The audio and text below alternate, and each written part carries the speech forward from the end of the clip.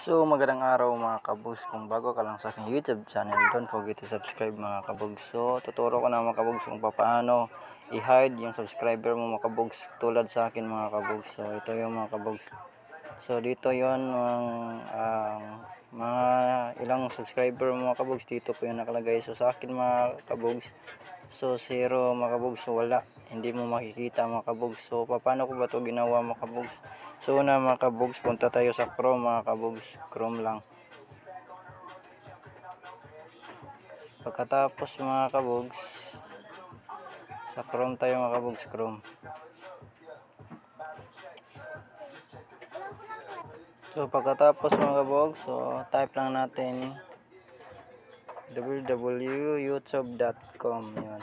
So ayan, www.youtube.com lang mga kabugs. So pagkatapos mga kabugs, may tatlong dot dito mga kabugs sa taas dito, yan dito mga kabugs.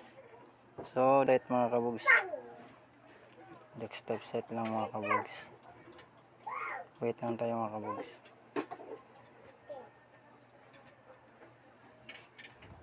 So pagkatapos mga kabugs, so click yung profile natin mga kabugs. Yan. Pagkatapos mga kabugs, itong may YouTube Studio mga kabugs, so click nyo yan. YouTube Studio.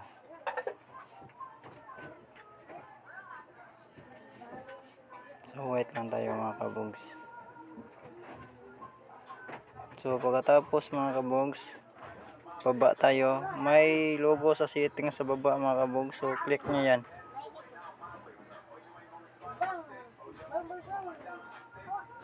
So pagkatapos mga kabugs, click tayo sa channel mga kabugs, may channel mga kabugs dyan.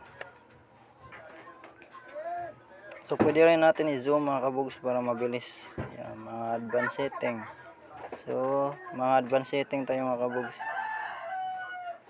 So dito mga kabugs, bilang ng subscriber mga kabugs, so naka-check yan. So dapat gagawin natin mga kabugs, wala yung i-off natin yung check mga kabugs. So naka-check yan, so off natin.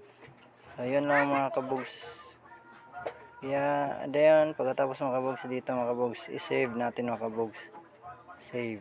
Yan lang mga kabugs. So salamat sa panonood mga kabugs, and God bless sa inyo lahat mga kabugs. So happy day mga kabugs, and be safe lang.